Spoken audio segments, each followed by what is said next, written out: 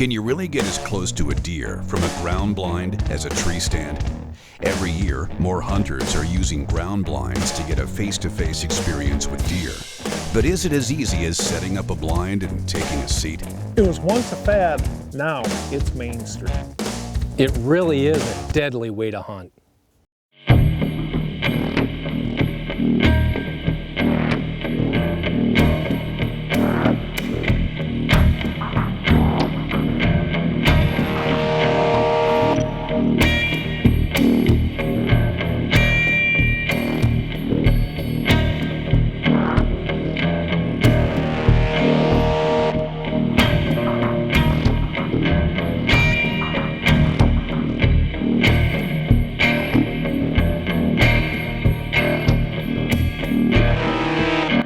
I'm Steve Bartella.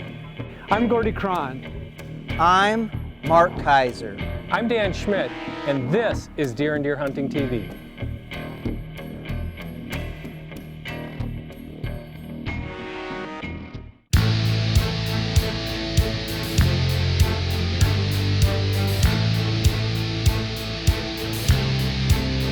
A traditionalist will still say you have to be in a tree, have to be so many feet off the ground to not only hide yourself from that big whitetail, but also to get the best shot. A traditionalist, yeah, you might not change their minds, but for any other deer hunter, a ground blind can be deadly and result in more meat for the freezer. I like ground blinds because not every property is the same. Some properties just don't have trees that you can hunt out of, especially trees in good hunting areas. Ground blinds give me the option of being mobile, of hunting creek bottoms that I can't normally hunt, hunting field edges that I can't normally hunt, and especially hunting spots where I know deer are coming and I know I can get closer than I would with any tree stand. Okay, how many of you guys have been out in a tree stand? The wind is blowing 40 miles an hour. It's 20 below zero. It's not a comfortable thing. You don't have to deal with that in a ground blind. You're going to have protection from the wind. You're not going to have protection from that cold, but you know it's the wind that really saps the body temperature from you. So the ground blind is going to provide some protection from the elements. Steve Bartella is one of the most recognized land managers in the industry. His preferred style of hunting is from a ground blind. I love ladder stands when they're nice and brushed in well, compared to hunting on the ground, but you darn right, when I find that spot, I find that location that I know I have to be here, there isn't a tree there, I'm going to put up a ground blind. I'm going to put up a ground blind and I am going to be effective because years teach you there are tips and tricks to maximize their efficiency. Right off the bat, break that roof outline. How do you break the roof outline? Whenever possible, when you've got a tree that's got these overhanging limbs, go in there, cut out a couple limbs, tuck that blind right up underneath it. Bingo, you just brushed in the roof. That's done. Then you work on the sides. You go ahead and you brush in your sides well. Now, the blind brushing aspect is done, but we're not done. The next thing you do is you clean off that ground floor. When I turn and move, I don't want noise like that.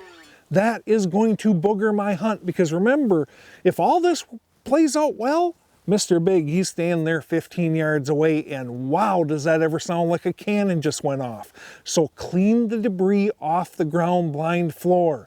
Next, if I believe Mr. Big's coming through right there, this is a very comfortable seating position because I'm watching where he's, I'm sitting like this.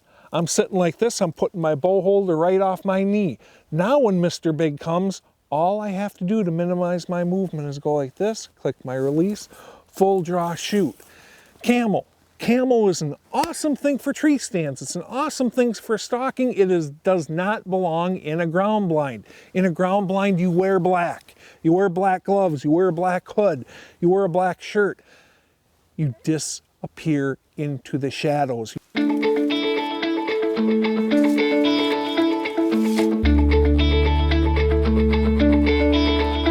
I'm down in Illinois on a property I manage down there. Our deer population is just stupid high. You have to remove does, otherwise they end up destroying the habitat. And one of the things I really like to do when it comes to shotgun hunting down there is hunt out of enclosed blinds. either your elevated redneck type blinds or ground blinds. Now, either one of them, when you're shotgun hunting, you can go ahead and tuck them in the spots you want, and it gives you that freedom, that relaxation. One of the things I love about ground blind hunting is you're right down there at eye level. And this girl, she cooperated perfectly. She walks right in front of the blind, and even I can't miss that shot.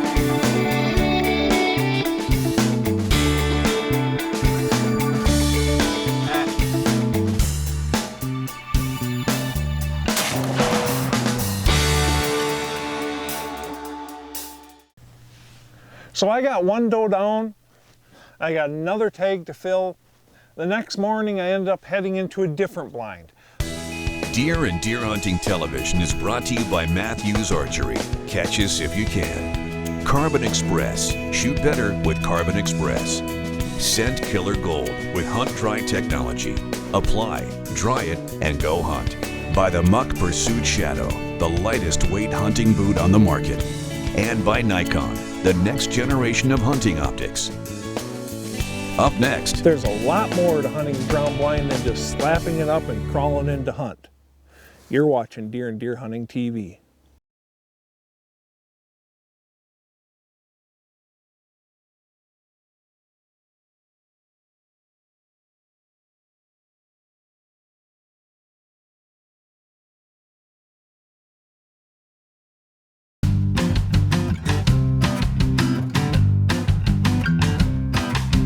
I eat, sleep, and dream whitetails. That's my job. Every place I go, I set myself up. I don't rely on others. When I need to get into a spot, preferably I'll put up a tree stand, but when I can't, ground blind. You know, a lot of people say, oh, I hunt public land, so I can't use ground blinds. Yes, you can. Portable ground blinds are great for public land, but you have to prep those areas. So it might mean brushing it into a certain area and then bringing the pop-up blind with you. Not nearly as effective as hunting private ground, but I've used them on public ground and they do work. It just takes a little bit of thought. There are a lot of good reasons for hunting from ground blinds, and one of them is fear. And I can relate to this. I've got a mild fear of heights, and I know a lot of hunters who have an extreme fear of heights. So those hunters are not going to be comfortable in tree stands. I will hunt in tree stands because I know how beneficial it can be. But given the choice, I like hunting on the ground. One of our primary goals here at Deer and Deer Hunting is to make the viewers, the readers, better deer hunters. This is one of those areas where, frankly, we think we can help, because so many people have it drilled into their head that they have to be sitting 20-25 feet up in the air in order to kill a deer. That is not true. Ground blinds can really open the doors for you to hunt locations that you otherwise wouldn't. When you're doing them, when you're hunting out of a ground blind, make sure the windows in the back are closed. That's going to go ahead and cut down on the airflow, and that's going to give you an advantage you can't get up in a tree, because just simply by closing the back windows, which you have to do so you don't get silhouetted, it cuts down on airflow, and it makes it so that if you take odor control seriously, you have even better odds of a buck being able to slip downwind of you and never knowing you're there. All these little things make a difference. You add it up and you can become a better hunter.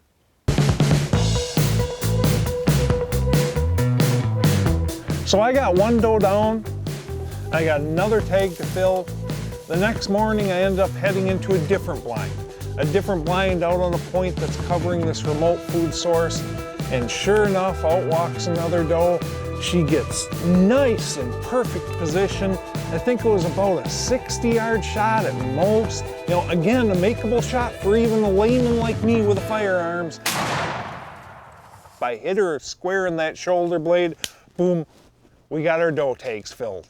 We got our doe tags filled, and we got our freezer full of some darn good meat. I'll tell you what, the seasons that I kill a whole bunch of does, they are always by far my favorite seasons. Because after all this is about is going out there and having fun. And if you can't have fun shooting a bunch of does, feeding your family, feeding your friends, man, it's time to find a different sport. I will be honest with you, I never thought ground blinds would take off to the levels how popular they are today, but people are realizing really fast how versatile they are, how much easier it is to hunt out of them, and actually it will increase their success in certain situations. Think about taking kids out hunting. You know how much kids move around. Are you going to have a kid up in the tree stand with you and kill a deer? Maybe, probably not. In a ground blind, you can get away with a lot more movement. If you're physically disabled, that you cannot climb into a tree stand, you still have a very viable option for hunting whitetails, and that's hunting out of ground blinds.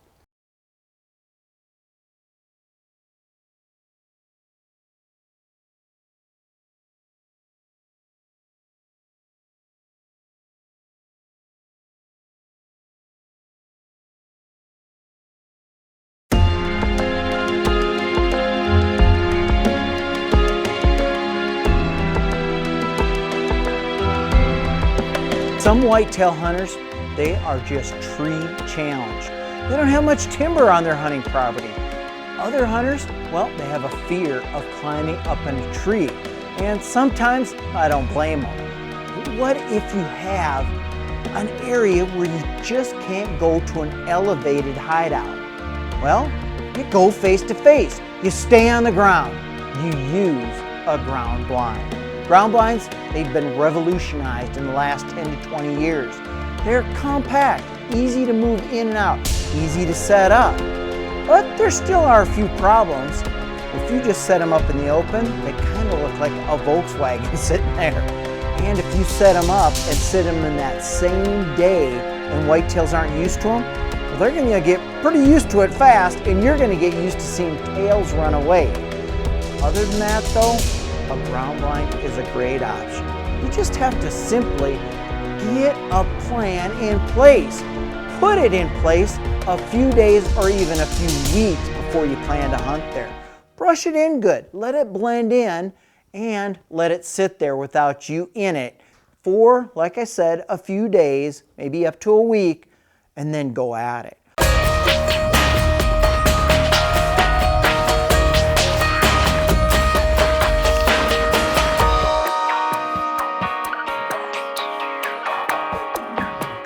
As you can see from some of this footage, I've had some cool encounters in a ground blind. Whitetail bucks literally so close I could touch them. Whitetail bucks interacting with my decoy so aggressively and interested, they're not noticing me in the ground blind.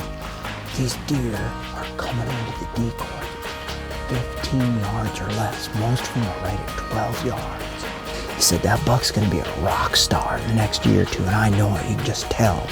So that's the kind of deer you pass on. One of these bigger 4x4s, well, one of these non-typicals I've been seeing should come in.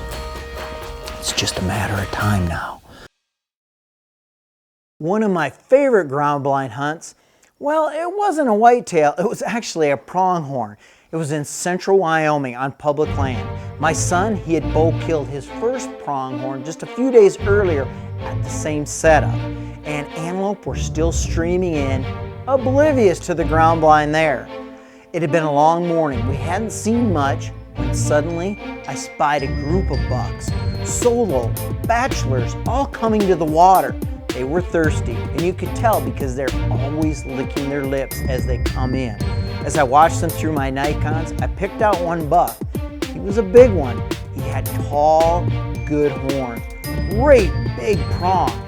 Trophy class pronghorn, what every bow hunter wanted. And that buck was coming straight to me. When he finally settled into a drinking pattern, got comfortable, put his head down, I got a good range on him. It's easy to do. Just let the animal, whatever it is, a whitetail, a deer, an elk, or a mule deer, let him get into drinking, let him get into feeding, let him get into sniffing your decoy, hit him with your rangefinder, and then get right on your bow and draw. What happened next? Well, it was an explosion of antelope at the waterhole. One buck, my buck, had a hard time escaping, and a few minutes later, I was walking up to one of the best pronghorn bucks of my career. I got to share that with my son. One of these days, I'm hoping I get to do the same on a big whitetail buck and bring that hunt to you to enjoy here at Deer and Deer Hunting. It's important when you're setting up these blinds to scout it and make sure you know where the antelope are watering, because they're just like deer, cattle, anything. They've got a certain spot they want to go to.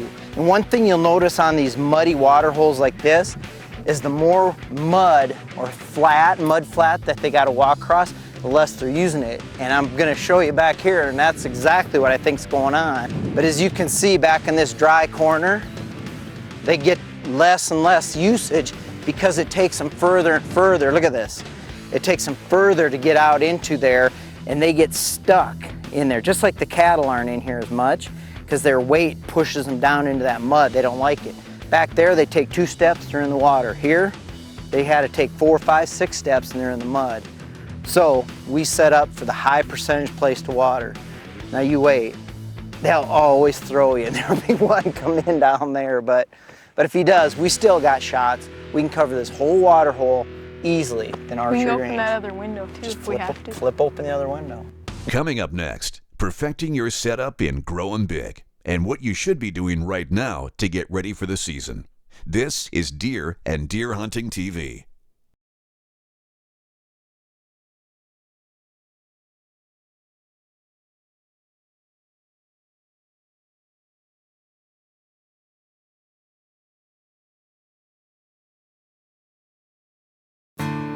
Deer and Deer Hunting TV is brought to you by Mossberg. Built rugged, proudly American. By Cuddyback, more deer, fewer blanks. Hunter's Safety System. Saving lives is what we do. By Analogics, protect your herd with the power of science. And by Block Vault, get locked in.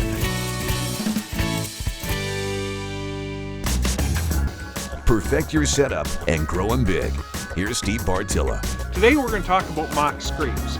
Frankly, they are one of the manager's more underrated tools. Now, you can use them for inventorying your whitetail population, for trying to position deer for a shot, and to try to get them to waste more time on your ground. Remember, all of the improvements we're talking about is really doing little things, trying to stack the odds in our favor as much as practically possible. Something as simple as that buck wasting 5 minutes on mock scrapes before they head over to the property line, that often makes the difference between life and death. The more we can stack the odds, the more little things we can address, the better our odds are of killing that deer, or the ones that we don't want to kill, getting them that extra year. Going back to mock scrapes, one of the things that most people don't realize is how much bucks work scrapes and does and fawns during the middle of summer.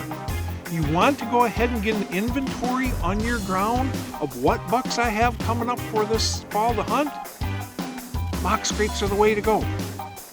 Go to those food sources that the whitetails are utilizing and take branches and put them right in front of their face. Now remember, not all branches are created equally. This here, not so good. Now, they're not going to work this anywhere near as much because it's got thorns. Take branches that are smooth, that they naturally go ahead and use as licking branches anyway, and bend them down into those food sources. Frankly, make them stick out like turd and punch bowls. You do that on those summer food sources, and virtually every buck in that area is going to hit some of those licking branches during the summer, and you're going to get an inventory. A great trick is planting scrape trees. I do this on virtually every food source that's too large to cover with my bow. What I'll do is just about 20-25 yards out in front of that stand, I'm going to go ahead and I'm going to dig a 3-foot hole. I'll dig that 3-foot hole, I'll cut down a tree that'll work well as a scrape tree. I will plant it out in front of that stand and then point those licking branches back to that stand. If you do that, the odds are that as those bucks come over to investigate this lick tree, they come to make that scrape, they go like that, they give you a prime shot because you position those licking branches pointing back towards your stand. Also, at the same time, the entire time that buck is working that mock scrape, he's paying attention to that. And I got all day to do this. Deer Talk is brought to you by the Barnett BC Raptor Reverse Crossbow. See what's causing the uproar. You know, hunting out of a ground blind is a lot like hunting out of a tree stand in that you gotta have a good entry and exit approach to get in there quietly and scent free. I'll use a leaf blower, I'll use a lawnmower, I'll use a weed eater, whatever it takes to get a nice, smooth path to and from my blinds whenever possible. This cuts down on the scent, and it also cuts down on the noise. It's a great tip when hunting out of ground blind.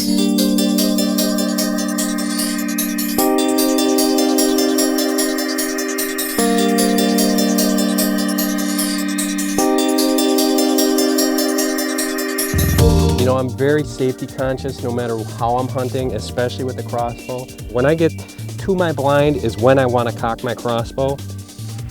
And I'm just going to set it down, and I get out my rope cocking device. This just gives me the peace of mind knowing that I can get to my blind and get all set up and not have to worry about anything.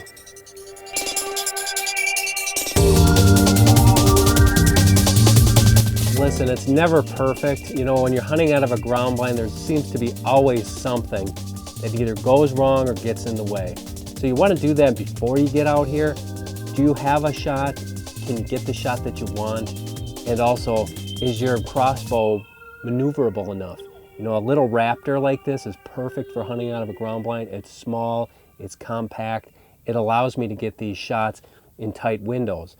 You know, there's a lot of things you can do with a ground blind that you can't do with your tree stand. For example, if you're hunting with a crossbow and you're in your tree stand and you want to get down, now what? You got a loaded crossbow. Well, obviously you're going to take the bolt out, but it's still cocked. When I'm hunting out of my blind, I like to keep a little target here with me for that very reason. It allows me to get out of the blind, discharge the crossbow, and I can walk back to my truck safe and sound. Be sure to check deer and deer hunting out online and on Facebook.